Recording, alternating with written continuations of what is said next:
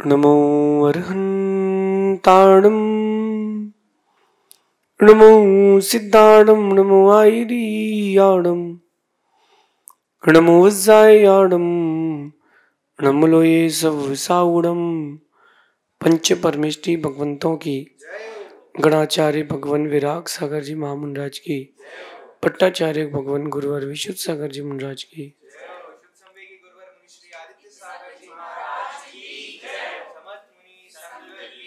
या हम सभी अपने जीवन में सुख और गुणों की अभिवृद्धि के लिए नीति के विषयों का श्रवण कर रहे हैं।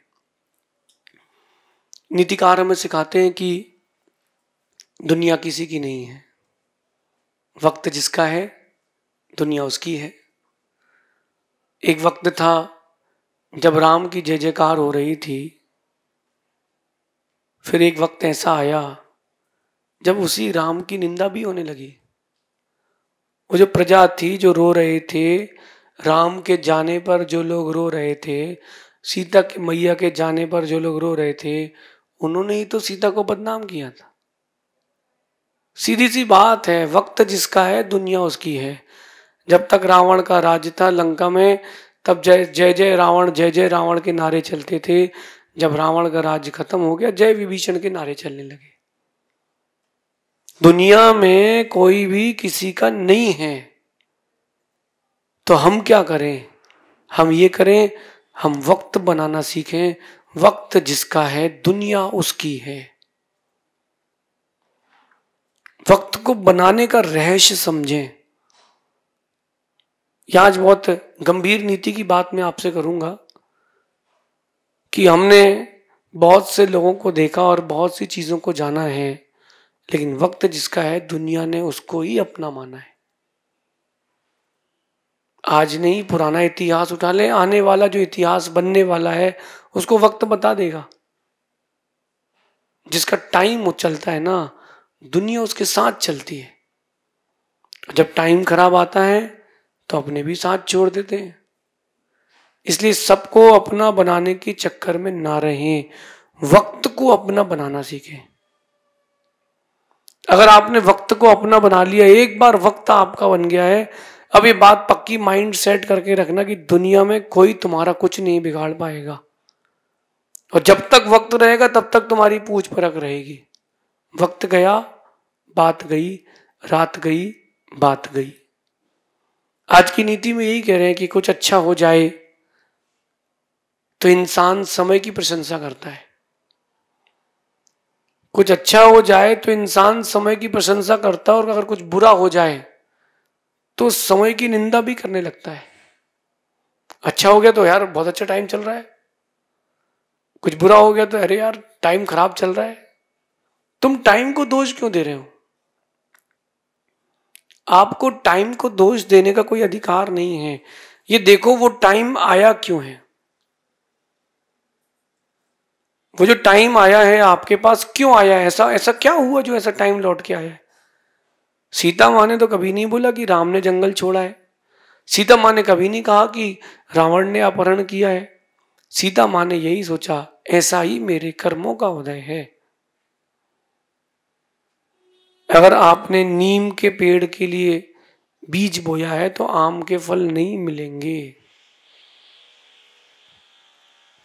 जीवन की किसी भी परिस्थिति में माइंड सेट करके चलना, जब आपका वक्त खराब होगा आपके अपने भी आपका साथ छोड़ देंगे। नहीं हो तो यू कैन ट्राई इट।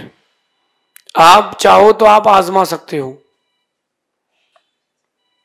आप चाहो तो आजमा सकते हो। जब वक्त खराब होगा तो आपके अपने सबसे पहले आपका साथ छोड़ के जाएंगे। अच्छा, ऐसा व्यक्ति जिससे आपको उम्मीदें थी, जिससे आपको उम्मीदें थी, सबसे पहले वही धोखा देगा। और उस समय वो व्यक्ति काम आएगा जिसके बारे में आपने कभी सोचा नहीं था। सबसे पहले वही व्यक्ति काम आएगा। ट्राई कर लीजिए, आज से नहीं अभी से ट्राई कर लीजिए। अच्छे वक्त को बनाने का प्रयास करें। अच्छा वक्त आपकी अच्छी सोच से बनेगा, आपका अच्छा वक्त आपकी अच्छी संगति से बनेगा, अच्छे भावों से बनेगा। लोगों को देख करके, चीजों को देख करके आप क्या सोचते हैं? आप जैसा सोचते हैं चीजें वैसे लौट के आएंगी। लालच बना करके अपना काम बनाते हैं, आप लालची हैं तो आपके साथ वैसी चीजें होंगी। आप स्वार्थी हैं तो फ्यूचर में आपके साथ वैसा ही होगा। आप अगर सरल स्वभावी हैं तो आपके साथ वैसा होगा जैसे आप हैं। प्रकृति का नियम है टिट फॉर टैट, जैसे को तैसा देना। एक माँ अपने छोटे से बच्चे को बचपन से ही धार्मिक शिक्षा देती है। बेटा मंदिर जाओ, साधुओं की संगति में रहो, दान धर्म करो। जब वो ये शिक्षा देती है तो उसका बेटा जब बड़ा होता है और माँ वृद्ध होती है, क्योंकि उसकी माँ बचपन में उसको मंदिर ले गई थी, तो वो अपनी माँ को गोद में उठा करके वृद्ध अवस्था में मंदिर ले जाता है। वहीं एक और माँ जो आज की मॉडर्न माँ है, 21वीं शताब्दी की आधुनिक माँ, भौतिक माँ, वो अपने बच्चे को बेटा स्विमिंग क्लास जाओ, डांस क्लास जाओ, कोई बात नहीं, तुमको जो लगे वो करो, मैं तुमको रोकूंगी टोकूंगी नहीं, तुम्हारी जो इच्छा है वो करो। अब ऐसी अगर कोई माँ अपने बच्चे को शिक्षा देती है, धार्मिक शिक्षाओं से दूर रखती है, जब वो वृद्ध अवस्था को प्राप्त होगी माँ, तब उसका बच्चा भी उसके साथ यही व्यवहार करेगा, क्योंकि उसने जमा ही नहीं किया वैसा व्यवहार। बात समझ रहे हैं ना? आप अपनी आज की पीढ़ी को अगर आज संभाल पाओगे तो कल आप एक अच्छी पीढ़ी का निर्माण कर पाओगे। गुरु का कर्तव्य बनता है एक अच्छे शिष्य का निर्माण करे। जब एक अच्छे शिष्य का निर्माण गुरु करते हैं तब कहीं जाकर के संस्कृति का एक अच्छा भविष्य आता है। कुछ अच्छा हो जाए तो आप समय की प्रशंसा करते हो, कुछ बुरा हो जाए तो समय की निंदा करते हो। जबकि वक्त जो है वो अच्छा बुरा है ही नहीं, वक्त तो वक्त है। माना कि अभी दोपहर की 12 बजी है, माना कि, तो वही वक्त तो सबके लिए बराबर है ना। लेकिन किसी का वक्त अच्छा चल रहा है, किसी का खराब चल रहा है, वक्त ने किसका क्या बिगाड़ा? वक्त ने किसी का कभी भी कुछ भी नहीं बिगाड़ा।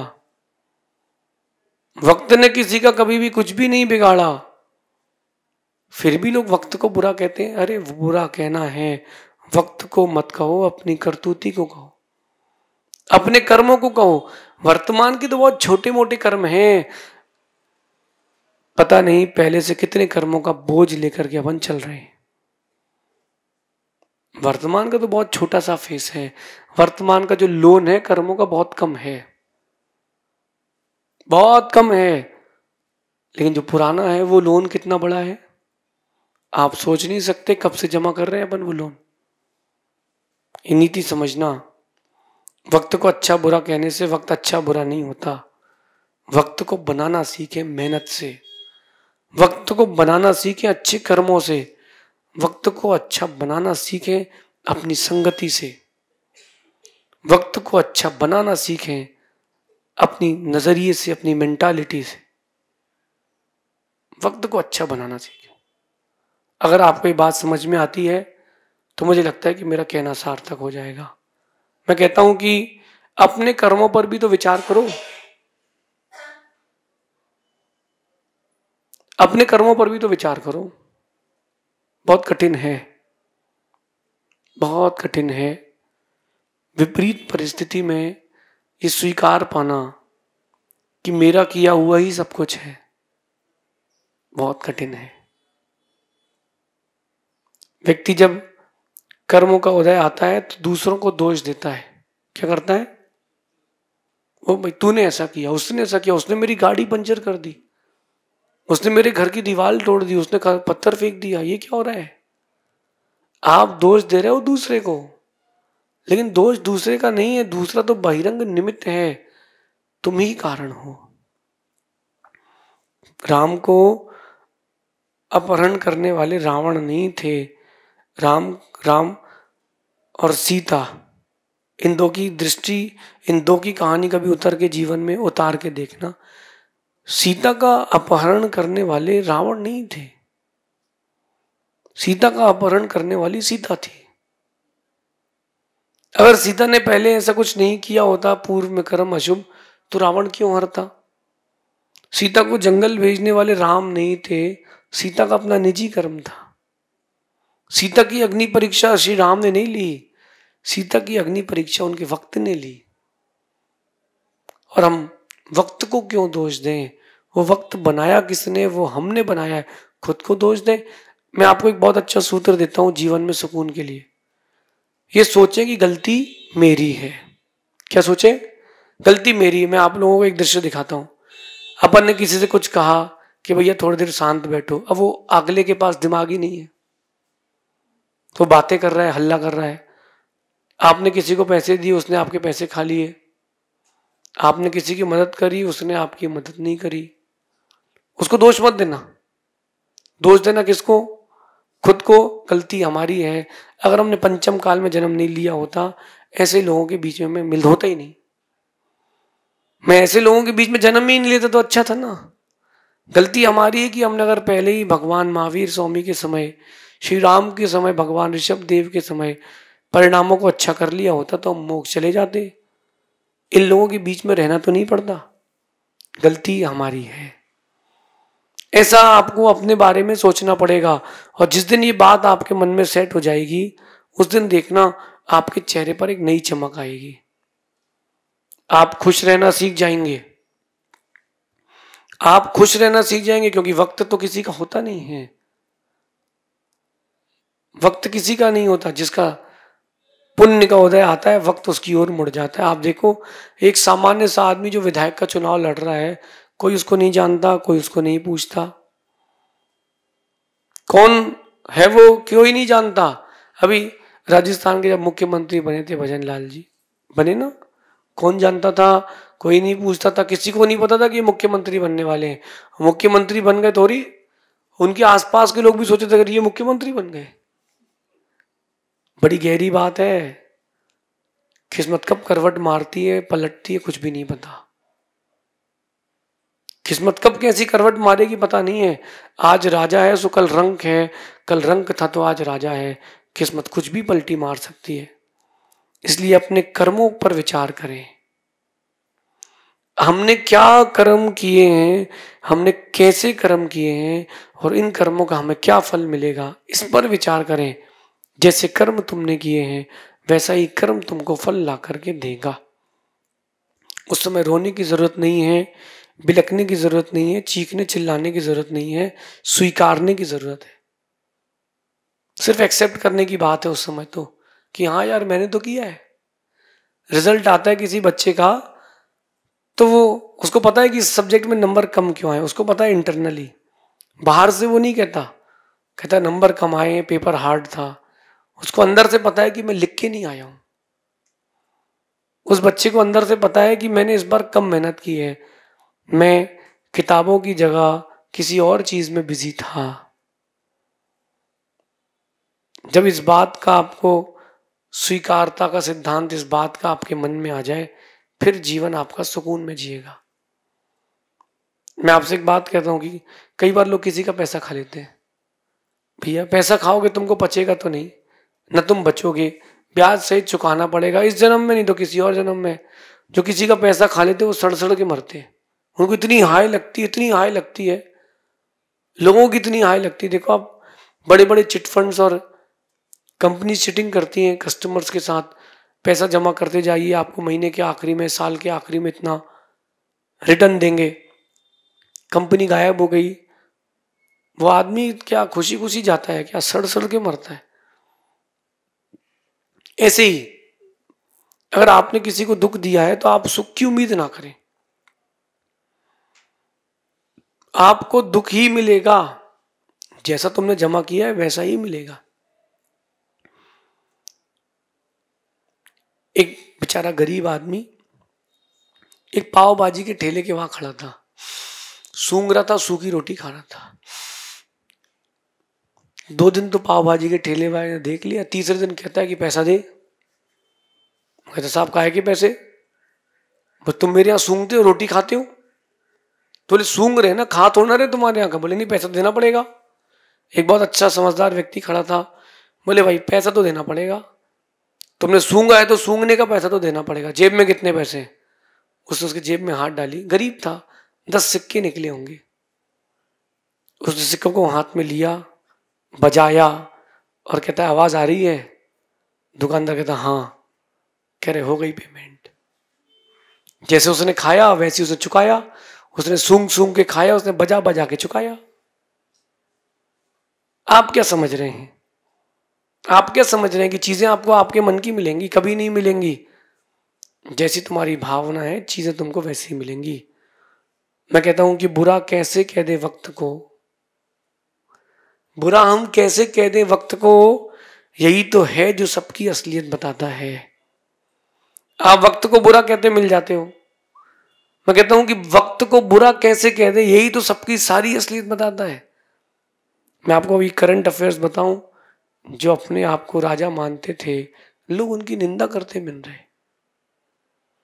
जो अपने आप को सर्वोपरि मानते थे कि मैं जगत में सबसे श्रेष्ठ हूं, लोग आज उनकी निंदा करते मिल रहे हैं। जिनकी निंदा करते थे उनकी प्रशंसा करते मिल रहे। क्यों? एक ही कारण है, कर्म। रामायण में लिखा है, हिंदू रामायण में तुलसी जी ने, जो जस कर रही सो तस फल चाखा। जैसा तुमने कर्म किया है वैसा स्वाद आएगा,